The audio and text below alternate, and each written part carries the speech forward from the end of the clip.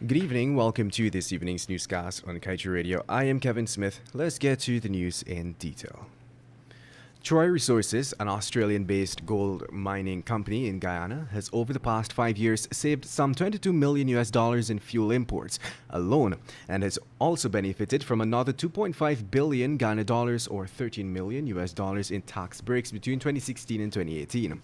It would mean that the country gave about 35 million US dollars in waivers for fuel and tax breaks to the company during the period mentioned. Guyana was paid, on the other hand, 17 million Ghana dollars or 85,000 US dollars in royalties from that company during the same period, 2016 to 2018. As such, it would mean Guyana received 17 million Ghana dollars for the 2 years, or about 8.5 million dollars each year in royalty, or 42,500 US dollars every year. And now let's tell you, Guyana ushers in its newfound oil wealth in an era of poor systems for governance, procurement, and management that has existed for decades. The reports from the Audit Office, the guardian of the nation's purse, testify to this on an annual basis. Those reports speak to numerous cases of rampant corruption and procurement breaches across ministries and regional departments. In September of 2019, Auditor General Deodat Sharma expressed dismay with the fact that the majority of his yearly recommendations to the ministries, departments, and regions to improve systems and practices for governance and accountability are not acted on, with many of them being repeated each year.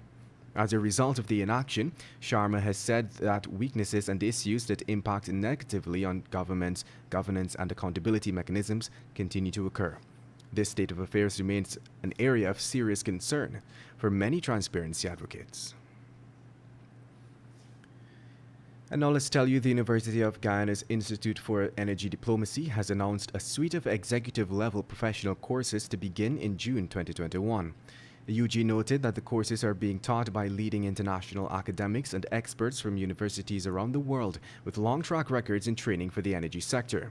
The Institute will deliver a minimum of 2 professional courses per month for the rest of 2021 and expects to accelerate its offerings in 2022. It is understood that the Institute aims to certify several hundreds of persons across various disciplines in its first year of offerings, commencing from June 2021 at the university rolls out its programs in an effort to help fill the performance gaps and expressed interests of professionals in Guyana and the region. And moving on, tragedy struck Kaieteur village on the Soos-Dyke-Linden Highway on Sunday after a speeding motorcar slammed into a group of residents who were sitting on the side of the public road, killing 3 and injuring 2 others. The dead persons have been identified as 8-year-old Akis Jerome, 87-year-old Antonia Henry, and reportedly pregnant 40-year-old Melina Emanuels. Those who are injured but survived the crash are 80-year-old Aliana Prasad and 50-year-old Rodwell Jerome. Shortly before the tragic incident, the family had returned from a church service and was sitting on the side of the road conversing with each other, waiting on one of Henry's grandsons to return from an outing. The car was driven by 39-year-old Kevin Bizet, a member of the Guyana Fire Service.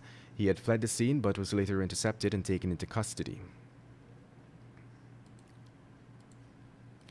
And now let's tell you, the Guyana Police Force, in a notice yesterday, requested that all marketers and agents of the alleged Ponzi scheme operated by Yuri Garcia Dominguez and his wife Atika Ishmael visit its Criminal Investigation Department headquarters at Ivleri in Georgetown, with their documents receiving and handing over cash to the operators.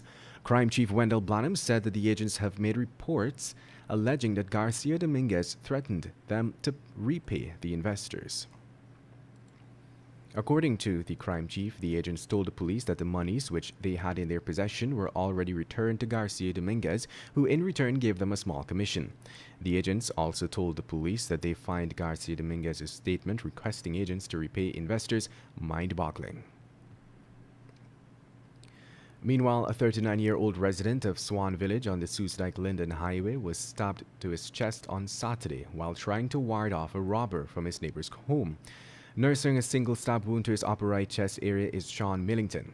Police sources revealed that before the incident, which occurred around Just after midnight, Millington was in front of his house when he noticed a man walking into his neighbor's yard and followed, observing that he was trying to gain access to the house. The two, according to reports, were involved in a brief scuffle when the suspect pulled out a sharp-pointed object from his waist, which he used to stab Millington. The perpetrator then made good his escape. Police sources said that they are still pursuing the attacker as they continue their investigation. And the Knowledge Tellu Service Commission over its practices. That should be the High Court is likely to rule on the case filed to challenge the Police Service Commission over its practices in promoting senior ranks of the Ghana Police Force on June 18th.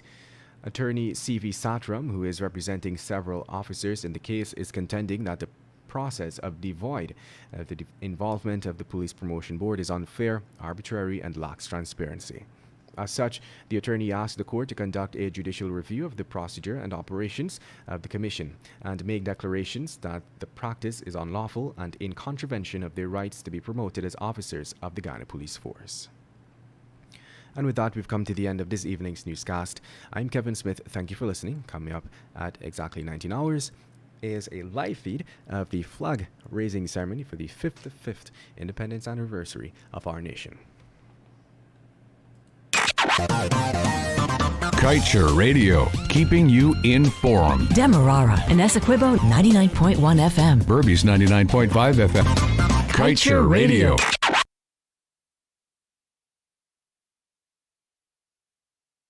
Guyana, please join me on the Glenn Lal Show, 99.1, 99.5 FM. Kaieteur Radio, every Monday, Wednesday and Friday, 7:20 p.m. and a rebroadcast of the next day at 11 a.m. just in case you missed that program.